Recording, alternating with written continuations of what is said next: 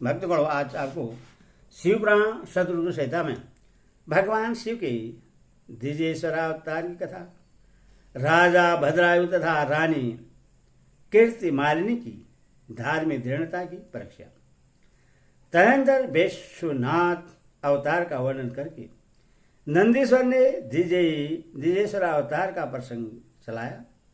वे बोले, तात पहले जिन नृपश्रेष्ठ भद्रायु का परिचय दिया गया था और जिन पर भगवान शिव ने ऋषभ रूप से अनुग्रह किया था, उन्हीं नरेश के धर्म की परीक्षा लेने के लिए वे भगवान फिर द्विजेश्वर रूप से प्रकट हुए थे।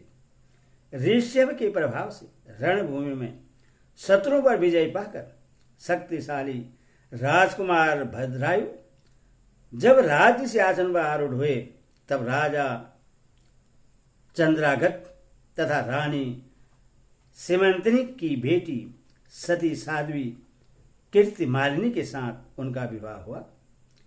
किसी समय राजा भद्रायु ने अपनी धर्मपत्नी के साथ बसंत ऋतु में वन विहार करने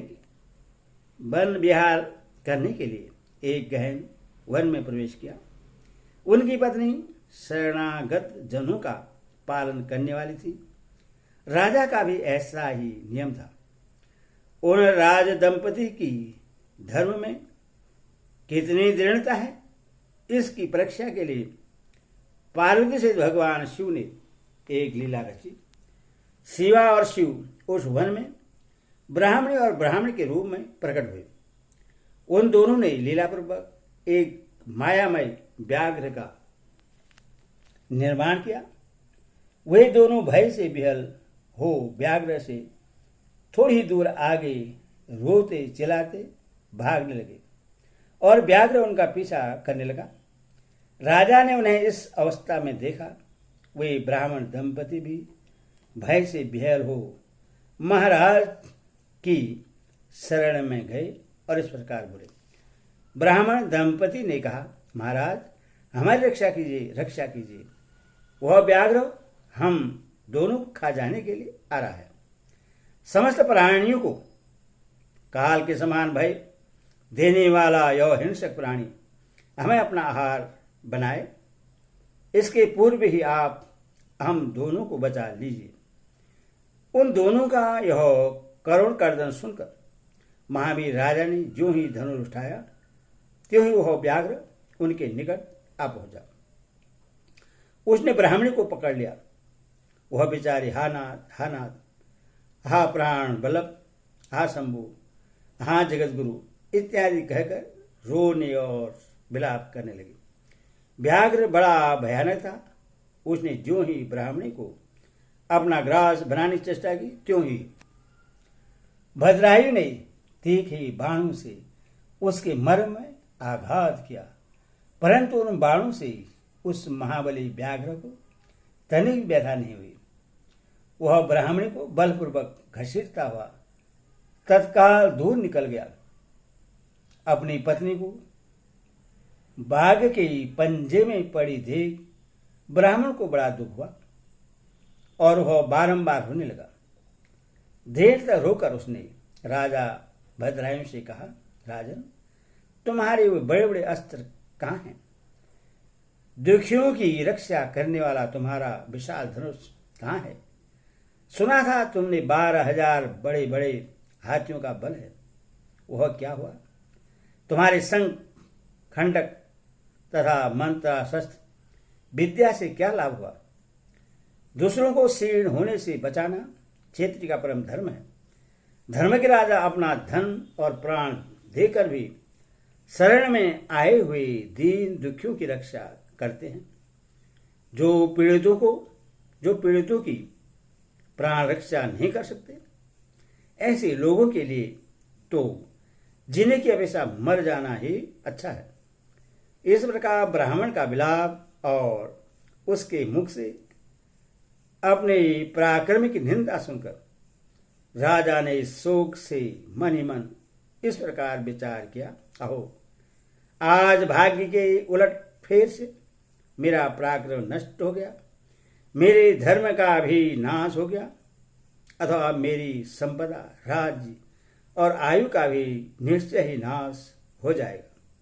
यो विचार कर राजा भद्रायु ब्राह्मण के चरणों में गिर पड़े और उसे धीरज बधाते हुए बोले, ब्राह्मण, मेरा पराक्रम नष्ट हो गया है। महामते, मुझ क्षेत्र या धर्म पर कृपा करके शोक छोड़ दीजिए। मैं आपको मनोवांछित पदार्थ दूंगा।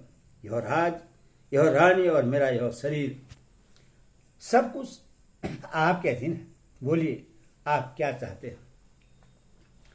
ब्राह्मण बोले, राजन, अंधे को दर्पण से क्या काम?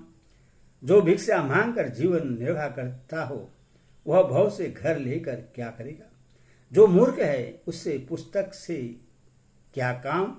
तथा जिसके पास स्त्री नहीं है वह धन लेकर क्या करेगा? मेरी पत्नी चलेगी। मैंने कभी काम सुख का उपभोग नहीं किया, अथवा काम भोग के लिए आप अपने इस बड़ी रानी को मुझे दे दीजिए। राजा ने कहा, ब्राह्मण, क्या यही तुम्हारा धर्म है? क्या तुम्हें गुरु ने यही उपदेश किया है? क्या तुम नहीं जानते कि पराई स्त्री का ईश्वर स्वर्ग एवं श्रेयस की हानि करने वाला है? पर स्त्री के उपभोग से जो पाप कमाया जाता है उससे सैकड़ों प्रायश्चितों द्वारा भी धोया नहीं जा सकता। ब्राह्मण बोले, राजन, मैं अपनी तपस्या से भयंकर ब्रह्म हत्या और मदिरा पान जैसे पाप का विनाश कर डालूंगा। फिर पर स्त्री संगम किस गिनती में है? अथवा आप अपनी इस भार्या को मुझे अवश्य दे दीजिए, अन्यथा आप निश्चय ही नरक में पड़ेंगे। ब्राह्मण की इस बात पर राजा ने मन ही मन विचार किया कि ब्राह्मण के प्राणों की रक्षा न करने से महापाप होगा और इससे बचने के लिए पत्नी को दे डालना ही श्रेष्ठ है। इस श्रेष्ठ ब्राह्मण को अपनी पत्नी देकर मैं पाप से मुक्त हो शीघ्र ही अग्नि में प्रवेश कर जाऊंगा। मन ही मन ऐसा निश्चय करके राजा ने आग जलाई और ब्राह्मण को बुलाकर उससे अपनी पत्नी को दे दिया। तपस्या स्नान करके पवित्र हो देवताओं को प्रणाम करके उन्होंने अग्नि की 2 बार परिक्रमा की और एकाग्रचित होकर भगवान शिव का ध्यान किया। इस प्रकार राजा को अग्नि में गिरने के लिए उधर देख जगतपति भगवान विष्णुनाथ सहसा वहां प्रकट हो गए। उनके 5 मुख थे, मस्तक पर चंद्रकला आभूषण का काम दे रही थी। कुछ कुछ पीले रंग की जटा लटकी हुई थी। वे कोटि कोटि सूर्यों के समान तेजस्वी थे।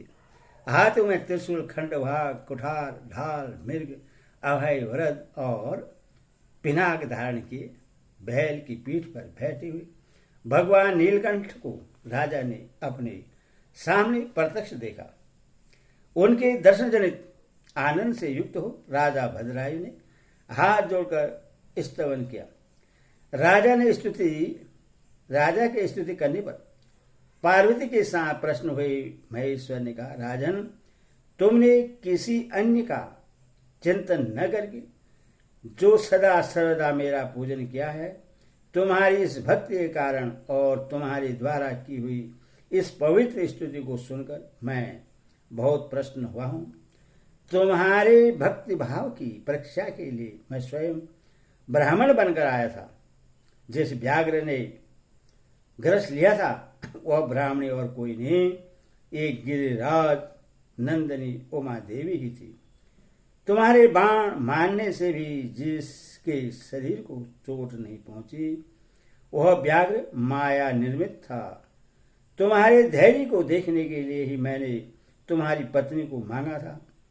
इस कीर्ति मालिनी की और तुम्हारी भक्ति से मैं संतुष्ट हूं। तुम कोई दुर्लभ वर मांगो, मैं उससे दूंगा। राजा बोले, देवी, आप साक्षात परमेश्वर हैं।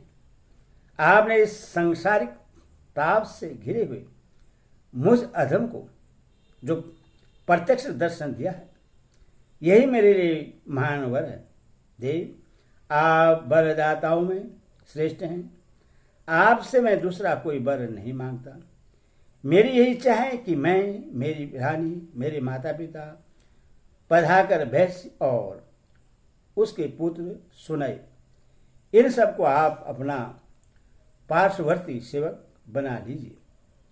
तत्पश्चात रानी कीर्तिमालिनी ने प्रणाम करके अपनी भक्ति से भगवान शंकर को प्रश्न किया और यह उत्तम वर मांगा। महादेव, मेरे पिता चंद्रागत और माता सीमंतनी, इन दोनों को भी आपके समीप निवास प्राप्त हो। भक्त वत्सल भगवान गौरीपति ने प्रश्न होकर एवं मस्तु कहा और उन दोनों पति पत्नी को इच्छानुसार वर देकर वे क्षण भर में अंतर्ध्यान हो गए। इधर राजा ने भगवान शंकर का प्रसाद प्राप्त करके रानी कीर्तिमालिनी के साथ प्रिय विषयों का उपभोग किया और 10,000 वर्षों तक राज्य करने के पश्चात अपने पुत्र को राज्य देकर उन्होंने शिवजी के परम पद को प्राप्त किया। राजा और रानी दोनों ही भक्तिपूर्वक महादेव जी की पूजा करके भगवान शिव के धाम को प्राप्त हुए। यह परम पवित्र, पापनाशक एवं अत्यंत गोपनीय भगवान शिव का विचित्र गुणानुवाद जो विद्वानों को सुनाता है अथवा स्वयं भी शुद्धचित होकर पढ़ता है, वह इस लोक में भोग ऐश्वर्य को प्राप्त कर अंत में भगवान शिव को प्राप्त होता है। ओम नमः शिवाय, ओम नमः शिवाय।